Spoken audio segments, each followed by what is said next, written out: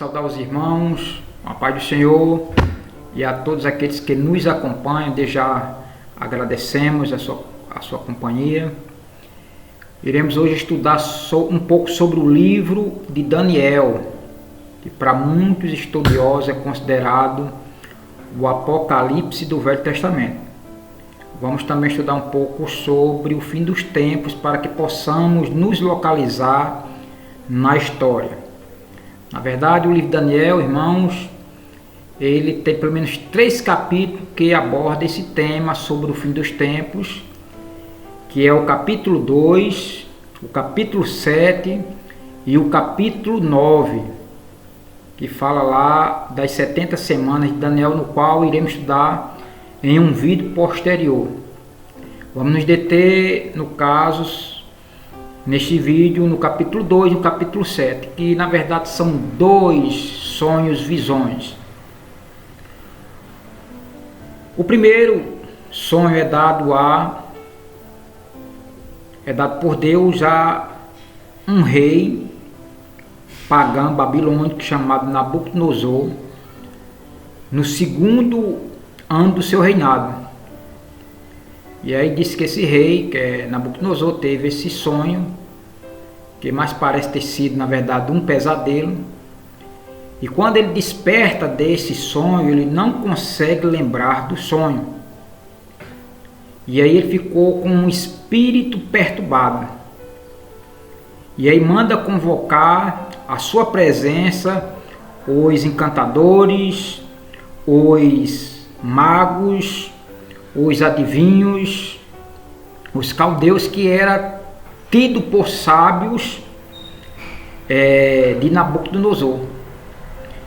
E aí já em sua presença, esses sábios, o rei lhe diz o que está acontecendo, que teve um sonho, que o seu espírito está perturbado para entender, ou para pelo menos se lembrar do sonho no qual não conseguia. E aí os caldeus saudam o rei em sua própria língua, no caso siriaco, que era a língua da época, dizendo: o rei vive eternamente, pedindo-lhes que lhe dissesse o sonho que eles o interpretavam. E aí o rei responde dizendo que foi justamente para isso que eles foram convocados, para saber qual foi o sonho e qual a interpretação do sonho. Na verdade foi uma missão impossível para aqueles homens, mas Nabucodonosor exigiu essa grande missão a estes encantadores, magos e caldeus, sob pena que deles não interpretar e não revelar o sonho, de serem despedaçados e suas casas tornar-se monturo. E aí os caldeus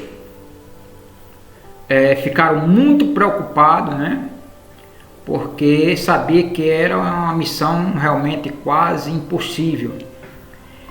Porém o rei diz a eles também que se porventura eles revelassem ou declarassem aquele sonho, receberia dele presente, dádivas e grandes honrarias, se eles declarassem a interpretação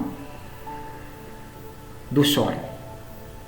E ali, com certeza, amados irmãos, aqueles sábios, em uma reunião talvez ali relâmpago, já que o rei tinha prometido todos esses presentes, toda essa honraria, dádivas, eles queriam receber essa honraria, esses presentes. E aí eles pedem novamente pela 2ª vez para que o rei declarasse o sonho, que com certeza eles estavam preparados para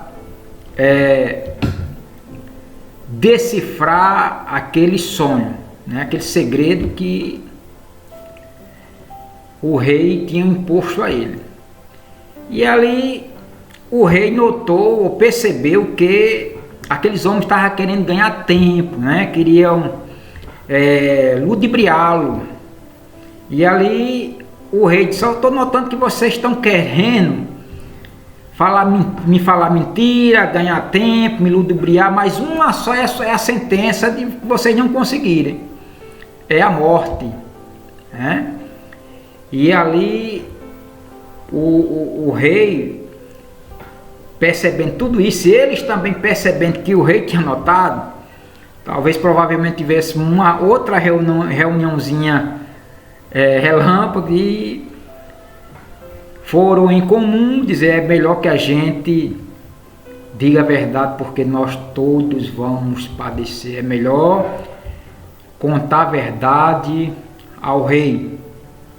E aí eles declaram que aquilo que o rei tinha pedido era algo impossível, que homem nenhum poderia decifrar ou revelar aquele sonho, a interpretação, né? Você imagina, irmão, alguém chegar para você pedindo que você soubesse, ou vocês adivinhassem, ou vocês declarassem o que teria sonhado naquela noite.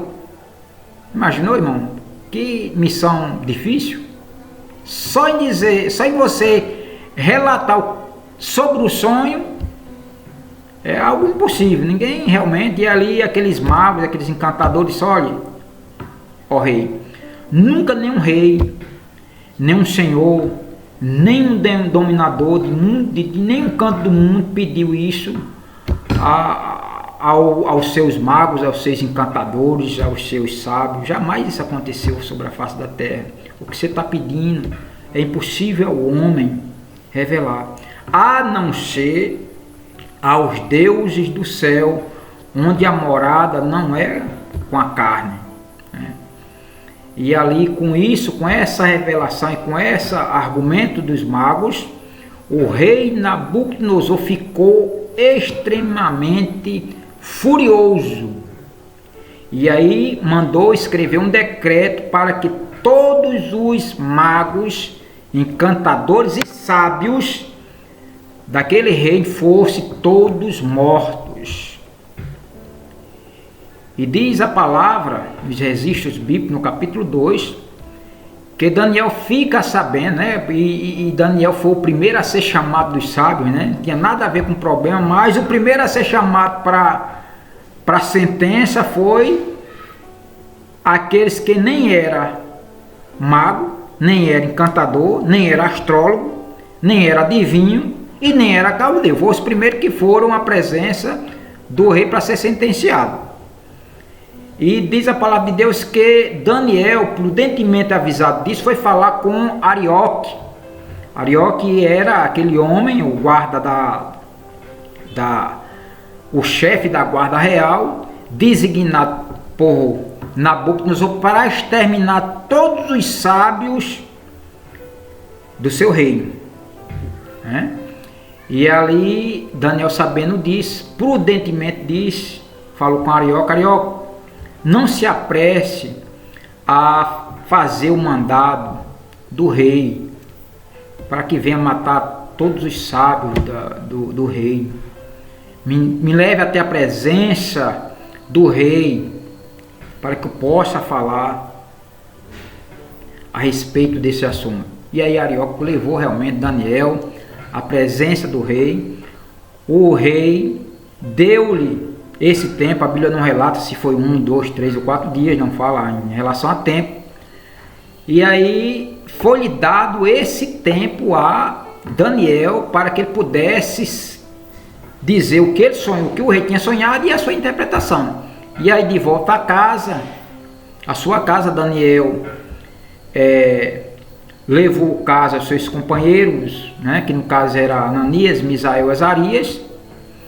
E ali, juntamente com eles, foram a orar ao Deus do céu para que ele tivesse misericórdia, tanto de suas almas, como também dos sábios, dos encantadores, dos magos, né? Daniel aqui não só pensou em si nem seus companheiros. Pensou também naqueles que também vinham a padecer da morte, no caso dos caldeus e os magos astrólogos.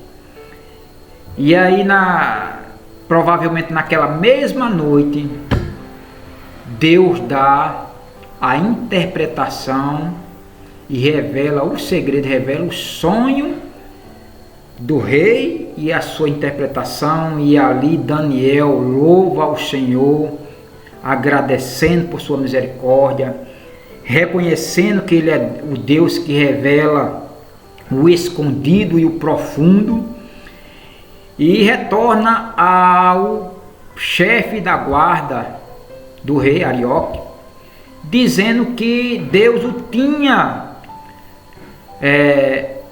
mostrado o segredo e tinha revelado a interpretação do sonho, que ele o levasse imediatamente para a presença do rei. E assim foi feito. Daniel chega na presença do rei Nabucodonosor e dizendo, que o Deus do céu, tinha revelado. E Arioque apresenta-o a Daniel, dizendo que tem encontrado Daniel, um dos cativos de Judá que foi trazido para a Babilônia, e apresenta ali ao rei, a Daniel, no qual esse mesmo Daniel, quando ele foi trazido para a Babilônia pelo próprio Nabucodonosor, ele ganhou um concurso, ele e seus amigos, e que se mostrou naquele concurso que Daniel tinha 10 vezes mais sabedoria, juntamente com os seus companheiros, do que mais todos os encantadores, magos e sábios do reino. E aí Daniel ganha aquele concurso, mas parece que a memória do rei era fraca, não se lembrava mais do concurso, no qual Daniel tinha ganho aquele concurso juntamente com aqueles seus companheiros. E ali ele declara ao rei: olha, rei, de uma certa forma os seus sábios, os seus magos, seus encantadores têm um pequeno fundo de verdade aí. Não tem homem no mundo que revele o que você pediu.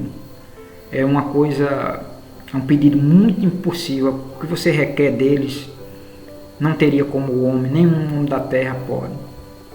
Mas porém,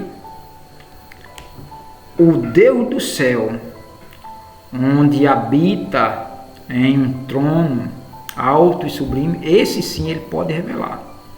E ele me revelou, não porque eu seja entre os homens o que tenha mais sabedoria entre os homens, mas ele me revelou para que você possa entender e compreender a intenção do seu coração. E ali Daniel revela, começa a revelar, dizendo: olha, você estava, senhor rei, em sua cama, e aí há visões da noite, você teve um sonho com uma estátua que mais parecia aqui, irmãos, com essa figura aqui, essa figura aqui, dessa estátua aqui, no qual a cabeça era de ouro, os peitos e os braços de bronze, de prata, o ventre e as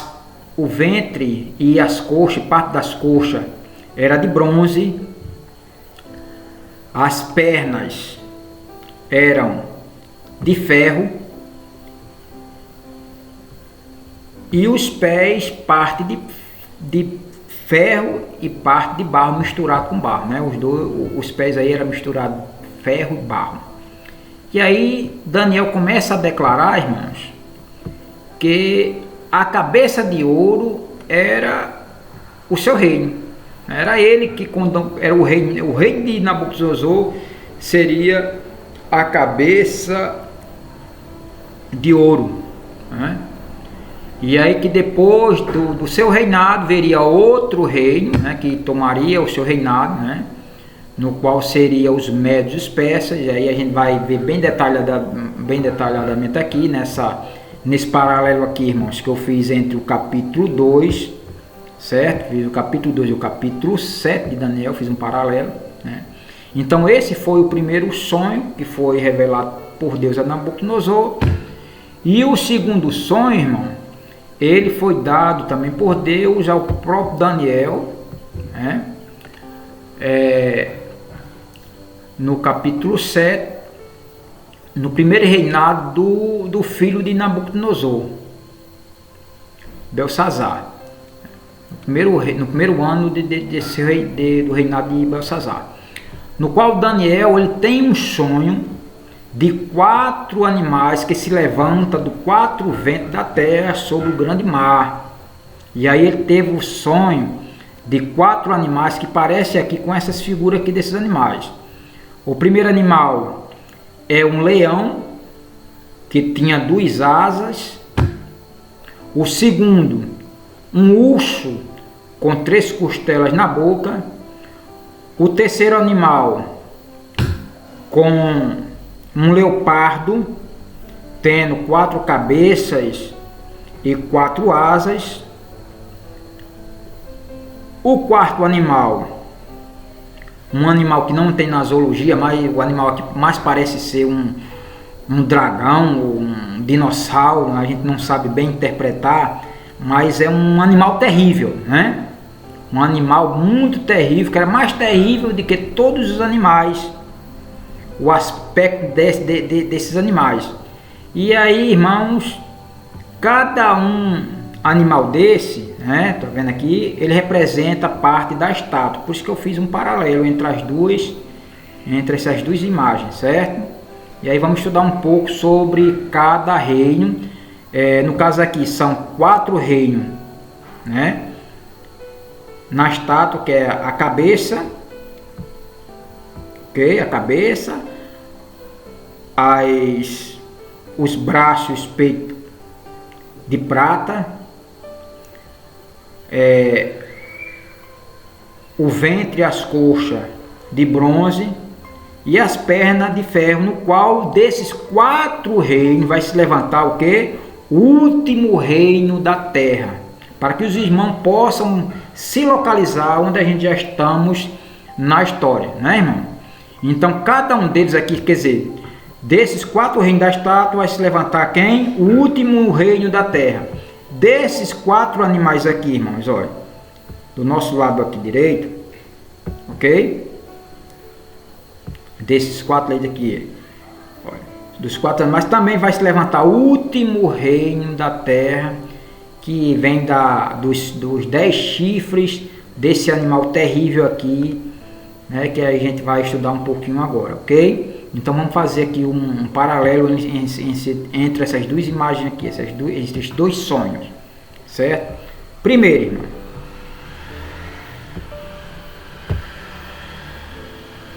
a cabeça de ouro.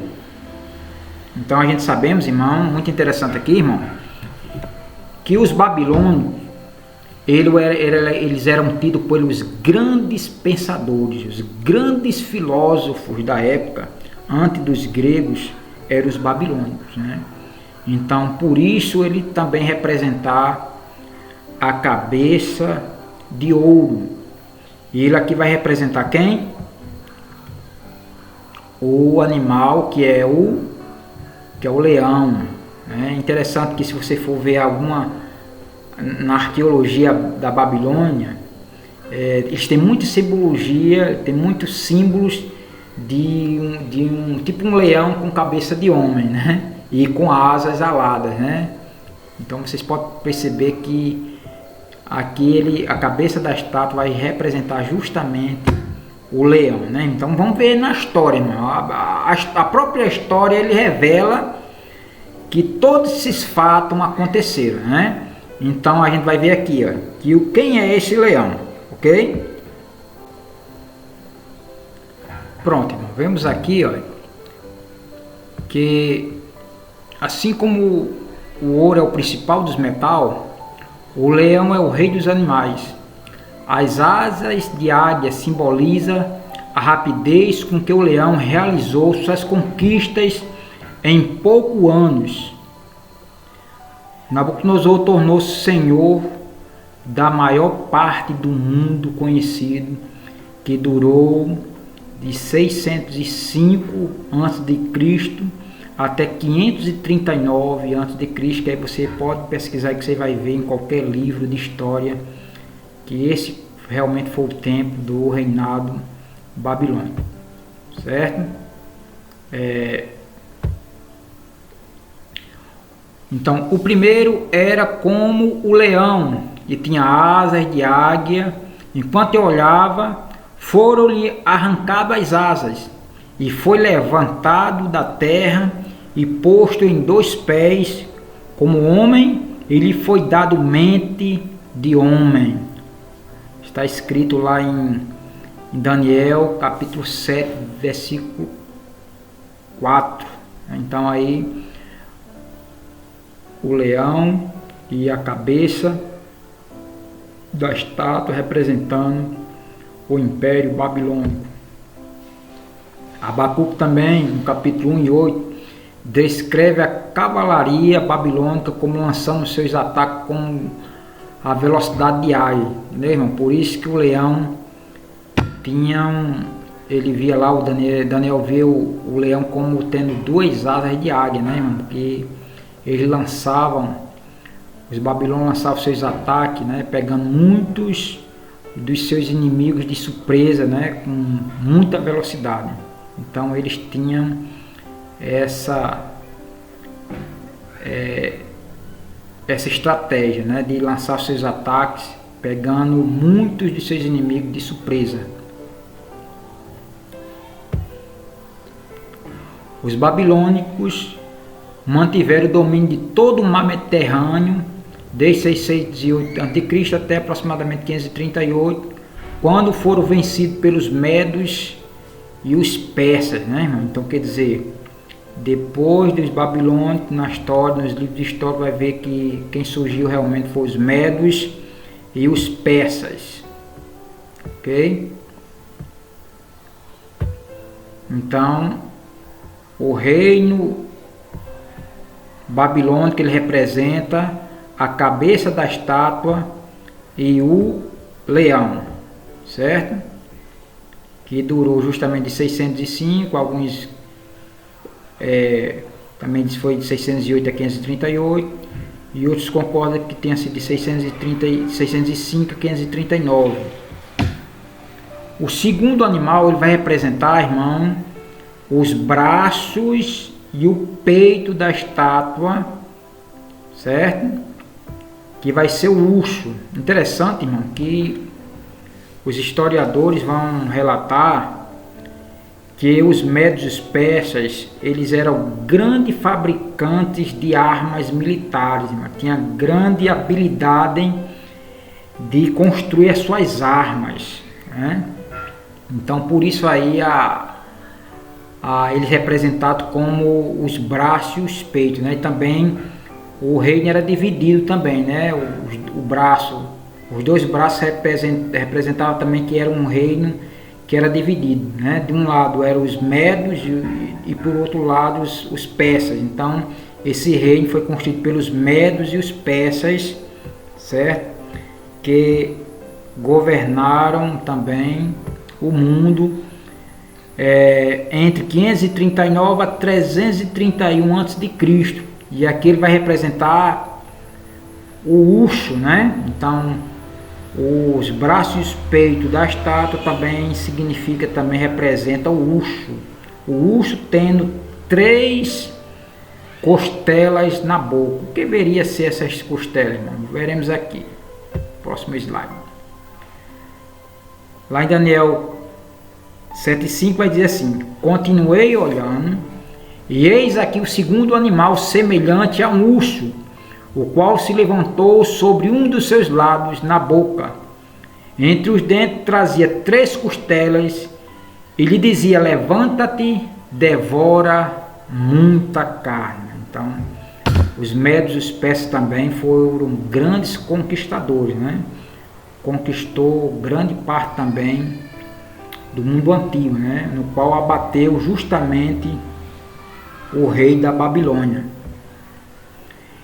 E a questão de você ter as 3 costelas, diz assim, o urso se levantou de um lado, o que representa a conquista por Ciro, o persa, 533 a.C., dando origem do Império Medo-Persa, né? Foi através de Ciro que aconteceu essa conquista, né? Quando eu disse que de um lado, né? Então representando Ciro, né?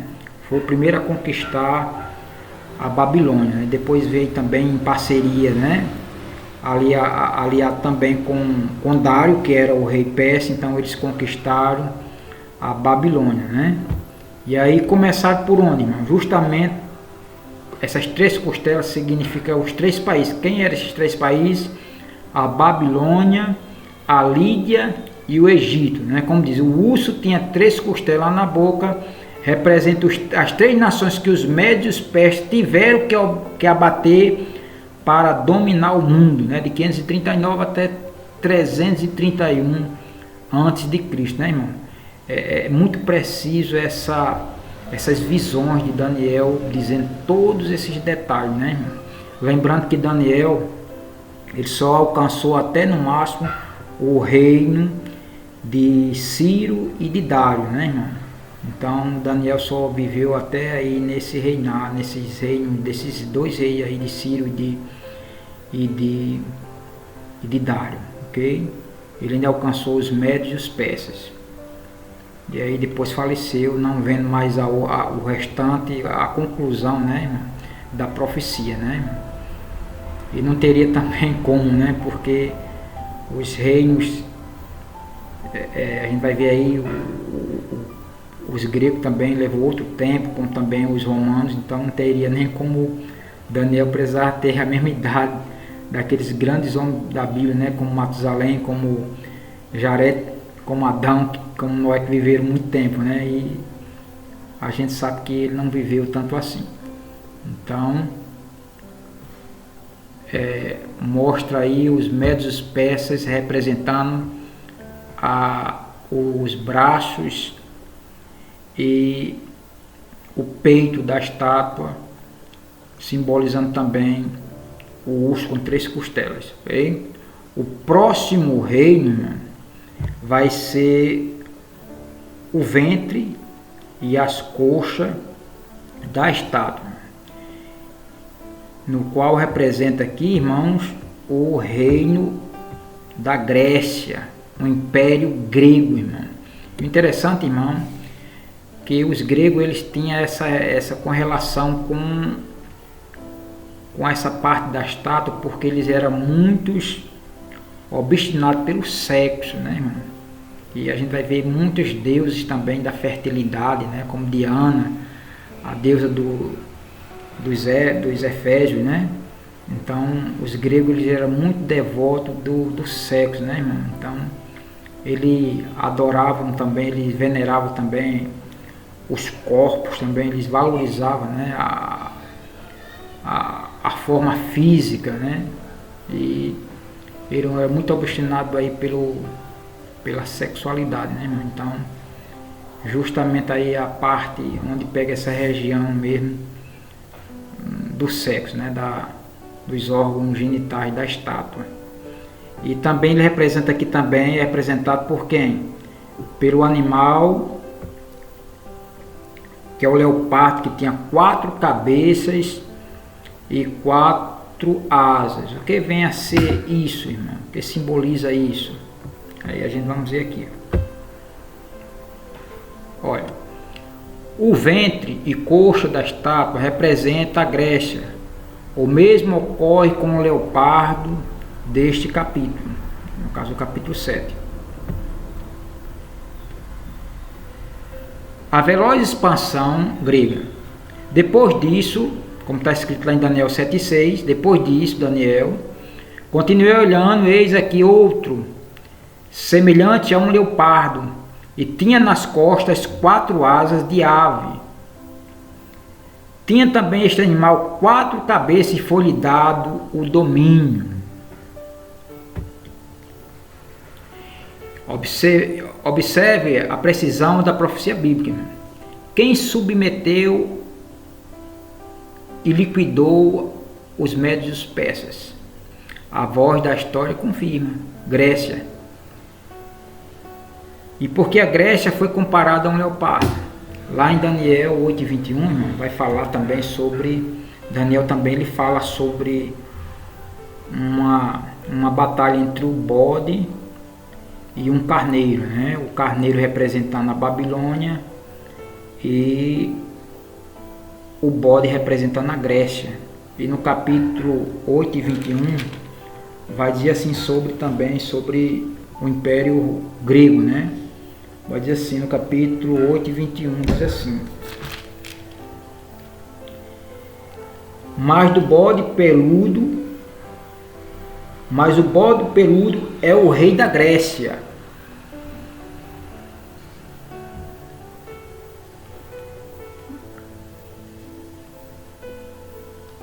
E a ponta grande que tem entre os olhos é o rei primeiro. Então a gente sabe, irmão, que esse rei primeiro aí foi o primeiro rei da Grécia, que foi Alexandre o Grande, né? Os irmãos que estudaram aí os livros de história sabem que o primeiro rei da Grécia foi Alexandre, né? E diz que esse rei seria quebrado e seria levado depois dele mais 4 reinos, né? E é por isso que representa aqui, né? Depois dele se levantaria 4 reis. Então o leopardo, tendo a primeira cabeça, Alexandre como primeiro rei. Depois de Alexandre se levantaria mais 4 reis. O leopardo é conhecido por sua rapidez e agilidade. Embora menor, o leopardo não tem medo de atacar um leão ou urso, né? Porque ele é um animal rápido, um animal veloz, né, irmão? Então Alexandre ele tinha também, os gregos também usou essa estratégia também de liquidar, irmão, rapidamente os seus adversários. Então ele usava de muita agilidade em sua rapidez. As asas denotam a rapidez demonstrada por Alexandre à frente do exército grego e obteve a admiração do mundo, né, irmão? Até que tanta admiração que tem até um filme falando sobre Alexandre, né, o Grande. Então aí Hollywood até fez aí esse filme falando sobre Alexandre o Grande, né, que muito cedo, muito novo, ele conquistou o mundo, né? Partindo praticamente do nada, Alexandre uniu entre si os contenciosos gregos e conquistou o poderoso império persa em 12 curtos anos. Quer dizer, em menos de 12 anos, quer dizer, aproximadamente em 12 anos, os gregos já tinham dominado, né, todo o reino persa e o mundo também, né? Quando eles conquistaram o Médios e os persas, eles passaram a dominar o mundo. Em 331, o exército de Dário foram derrotados. Ele conquistou os persas e morreu quando estava com apenas 33 anos de idade, né? Morreu com a idade de Cristo. Quer dizer, conquistou rapidamente, né? Mas também o seu reinado também não foi tão grande, né? Não demorou muito tempo assim. Então, esse leopardo ele simboliza o reino da Grécia. As 4 cabeças do leopardo são identificadas em Daniel 8:22 como 4 reinos, em que seria dividido o império helenístico de Alexandre após sua morte. Alexandre morreu em meio a uma ardente febre, né? Ainda quando estava no campo de batalha, teve uma enfermidade, adquiriu lá essa enfermidade na batalha e morreu de uma febre alta, né? E os seus generais, como estava escrito lá, né, que desse leopardo aí surgiria 4 reinos, que é justamente as 4 asas do leopardo.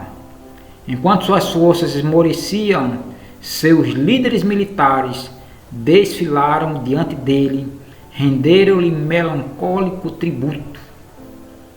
Antes mesmo de sepultá-lo, seus generais começaram a discutir, querendo saber quem ia tomar o poder, e acabaram no consenso que cada um iria governar uma região, certo?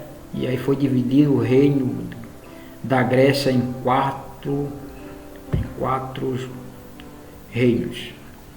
22 sangrentos anos mais tarde, após a memorável Batalha de Ípsos, em 301 a.C., na Frígia, 4 generais se acharam no comando dos 4 reinos grego helenísticos, né?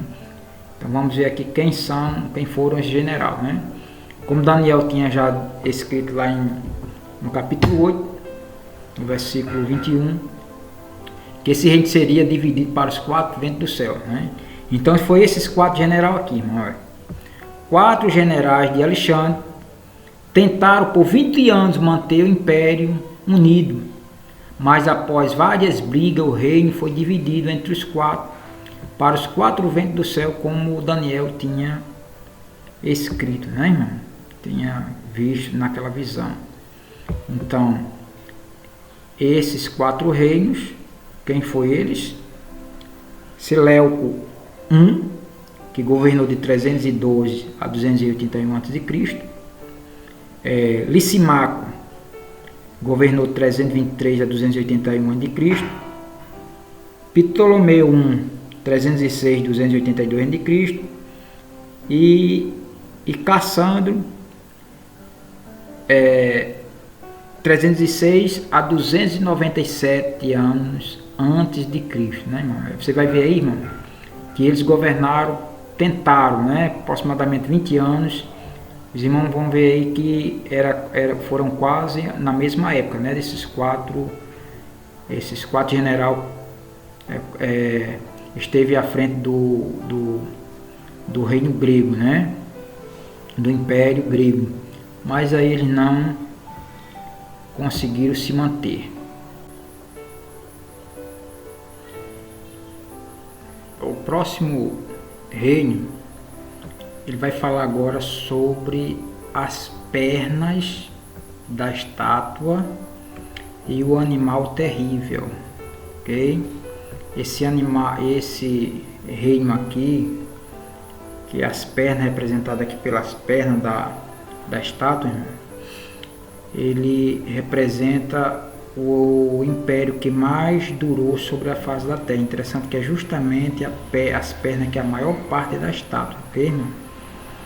Então a gente vai ver quem foi esse reino aqui na história, né? Então já passamos por 3 reinos, né? Foi bem claro aqui na história que a gente realmente já passamos por esses 3 primeiros reinos aqui. Vamos ver agora qual é o próximo, ok?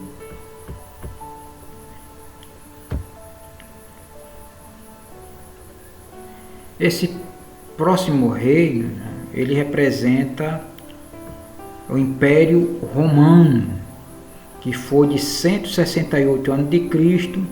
a 476 depois de Cristo. Foi o reino mais longo de todos os reinos da Terra. E é interessante que as pernas também representavam aqui, irmão, que os romanos eles andaram muito a pé para conquistar o seu reino, né? Também ele foi o maior dos reinos também em área de extensão de terra também, né? Dominou grandes faixas de terra. E os romanos, a gente sabe que eles foram grandes conquistadores, grandes fabricantes, né? de estradas, né? Eles abriram muitas estradas, construíram arquedutos. Então para os romanos conquistar essa grande extensão de terra, foi preciso andar e abrir muitas estradas, né, irmão? E a gente sabe que quem foi os primeiros construtores de estradas pavimentadas foi os romanos. Então eles tinham grande habilidade também em construção e conquistou seu reino andando muito a pé, certo? Com muita calma, construindo as estradas, ia conquistando lentamente. Aí os romanos foram os mais temíveis de todos os impérios, né? Tanto que Daniel vai ver ele aqui representado por quem? Por esse animal aqui, feroz, terrível, né? No qual tinha 10 chifres, uma aparência muito terrível, né? Então ele representa justamente aqui o Império Romano, que é justamente esse animal aqui, ó. Vamos ver um pouco sobre ele. As pernas de ferro que representa Roma em Daniel 2 são aqui substituídas pelo animal terrível, espantoso, para o qual pareceu não haver classificação zoológica. Esse animal realmente não existe na zoologia. Então esse animal aqui representava o Império Romano. Pela história sabemos que o poder que veio depois dos 4 impérios gregos foi Roma, né? Depois daqueles 4 generais que se levantou, né? Está falando aqui de 4 impérios, que no caso aqui o Império Romano seria o terceiro império, né? Da estátua. Então depois daqueles 4 generais, Roma conquistou a Grécia, né? Bateu aqueles 4 generais e veio a conquistar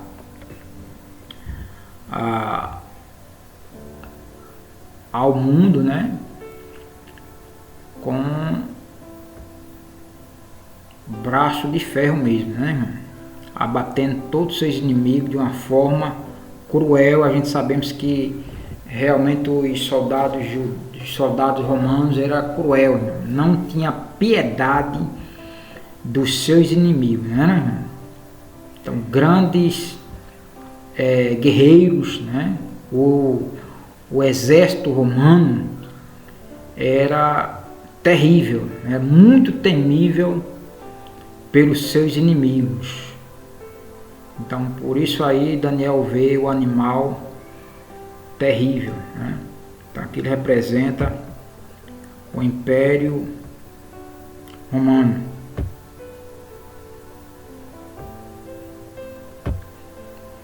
Os 10 chifres representam 10 reis, como está escrito lá em Daniel 7:24. Então Daniel vê esse animal aí com 10 chifres, né?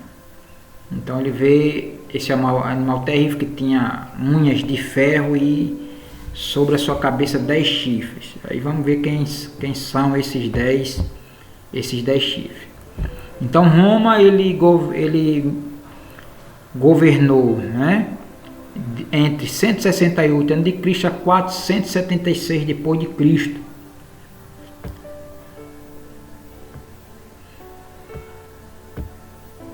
Voltando aqui para a estátua, irmão, a gente vai ver o quê? Que realmente na história já se cumpriu o Império Babilônico, o Império Medo-Persas, o Império Grego e o Império Romano. Então, assim como já se cumpriu, irmão, todos esses impérios, e foi bem aqui através da revelação do sonho, de uma forma bem detalhada, e que vimos realmente que aconteceu tudo isso, irmão, vai se cumprir também o restante da visão. Então a gente estamos aqui aonde agora, irmão? No último dos impérios. Falta somente agora se cumprir o que? A parte da estátua, que é os pés, parte barro e parte em ferro, parte ferro e parte barro, barro misturado com ferro, ferro misturado com barro. Então já se cumpriu esses 4 reinos, faltava o último dos reinos, né? Falta aqui da estátua, falta apenas se cumprir os pés da estátua. E aqui no caso dos animais, falta só se cumprir agora, que Daniel escreveu que desses 10 chifres aqui do quarto animal, 3 seriam abatidos e surgiria o último dos reinos, né?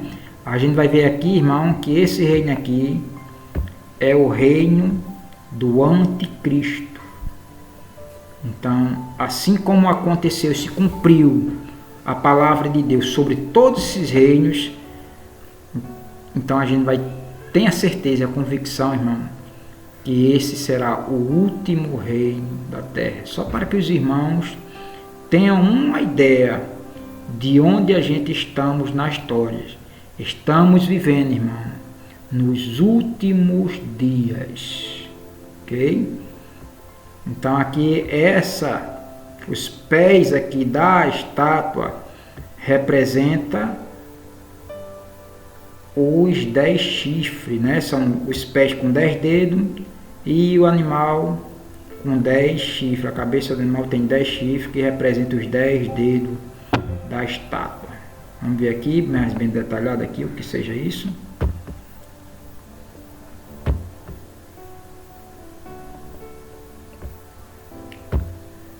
Vai dizer assim: os pés da imagem de Daniel 2 possuem 10 dedos. O quarto animal tinha 10 chifres. Os 10 dedos da imagem correspondem às 10 divisões de Roma, assim como os 10 chifres do quarto animal também representam as nações europeias que emergiram do Império Romano. Então, depois de Roma, né, do Império Romano, quando caiu, então se levantou 10 nações poderosas que começaram a governar as nações. Desde lá, a queda, quando surgiu a queda do Império Romano, quando Roma foi conquistada, né, pelos bárbaros.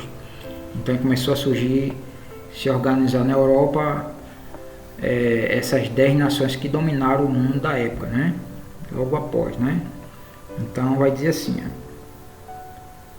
ó. Tá aí, ó. E foram justamente esses 10 reinos que surgiu depois da queda do Império Romano. Quem foi eles? Primeiro, os anglos, né?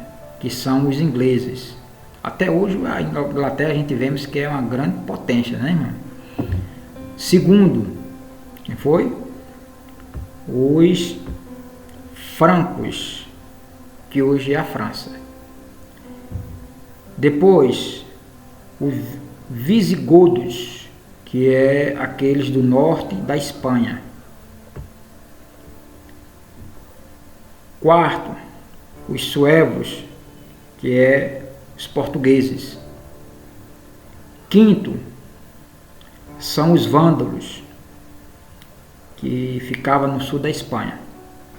O sexto, os germanos, que é a Alemanha atual. Os burgundos, que é a Suíça. Os ostrogodos, que é a Áustria. Os lombardos, né, que até hoje a gente vê que ainda existe esses povos, né, irmão? Quando a gente vê aí falando aí já sobre o coronavírus, essa pandemia aí vê que foi muito atingida essa parte da Itália, né, na Lombardia, né, irmão? Que é os lombardos, justamente os lombardos, né? Esses povos realmente ainda existem, né? Ele ficava ao norte da Itália, certo? E o décimo aí, os Eros, que ficava no sul da Itália. Aí a profecia, irmão, diz que o anticristo, né, Daniel lá viu a visão que subia dos 10 chifres uma pequena ponta que quebrava 3 pontas, ou 3 chifres, né? Que o chifre também representa aqui, no caso, poder, né? Então a gente vê que realmente isso aconteceu, porque hoje já não existe mais nem os vândalos, não existe mais os érulos e não existe mais os ostrogodos, né? Você vê que a Áustria praticamente não tem tanto assim poder econômico e militar como os ingleses, como os franceses, como a Espanha, como a Itália, né? Então esses povos aqui foram extintos, né? Eles viviam nesses países aqui, esses povos, certo? Então por isso que a profecia diz que foi abatido, né, irmão? Então a gente vê que a gente já presenciou aí os 10 dedos da estátua, tudo indica que os 3 chifres foram quebrados. Só falta agora, irmão, se cumprir a última profecia, que é essa pequena ponta, que é o anticristo surgir da terra, né? Que falta dominar, só falta agora o anticristo. Os 10 chifres correspondem aos 10 reis que se levantarão daquele mesmo reino, e depois dele se levantará outro, qual será diferente dos primeiros, e abaterá os 3 reis, que é justamente aqueles 3 povos, né? Como está escrito lá em Daniel 7:24. Surge nessa profecia um novo poder. Nos últimos dias da história surgirá o poder chamado de chifre pequeno, ou a ponta pequena, que é o anticristo. Se os 10 chifres representam a divisão do Império Romano, o chifre pequeno representa o poder que se levantará entre esses 10, diante do qual 3 deles seriam completamente destruídos. E sob o ágide desse pequeno chifre ocorreria uma grande traição à palavra de Deus, que é o anticristo, que proferirá, irmão, palavras blasfemas contra o Altíssimo, e fará mudar a lei e os tempos, e perseguirá também os santos do Senhor. Então a gente vemos aqui, irmão, que só falta o último reino da terra a surgir e a se levantar, que é o anticristo.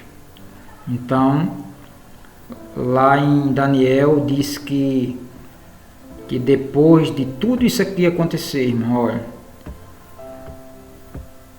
e todos esses reinos se levantarem, inclusive o anticristo, o que é que vai acontecer? A Bíblia diz que uma pedra sem auxílio de mão vai fazer isso aqui com a estátua.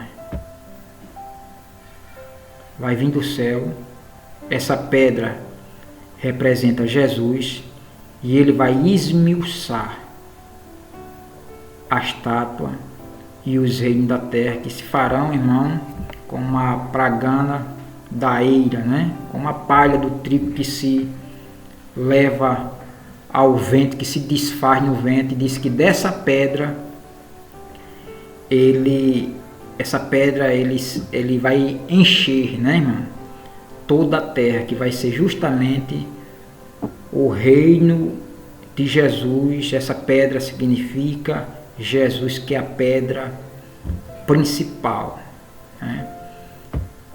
Diz assim: mas no dia desses reis, o Deus do céu levantará um reino que não será jamais destruído, e este reino não passará a outro povo. Esmiuçará e consumirá todos esses reinos, mas ele mesmo subsistirá para sempre. De maneira que, visto que do monte foi cortada uma pedra, sem auxílio de mão, ele esmiuçou o ferro, o bronze, o barro, a prata e o ouro. O grande Deus fez saber ao rei o que há de ser depois disso. Certo é o sonho e fiel a sua interpretação, irmão. Então sabemos aqui, diante de tudo isso, irmão, das profecias bíblicas, que já estamos vivendo no tempo do fim, irmão. Quero agradecer desde já a todos os irmãos que nos acompanharam nesse estudo, irmão. E foi justamente, irmão, nesse objetivo para que a gente possa entender, irmão, onde a gente estamos na história.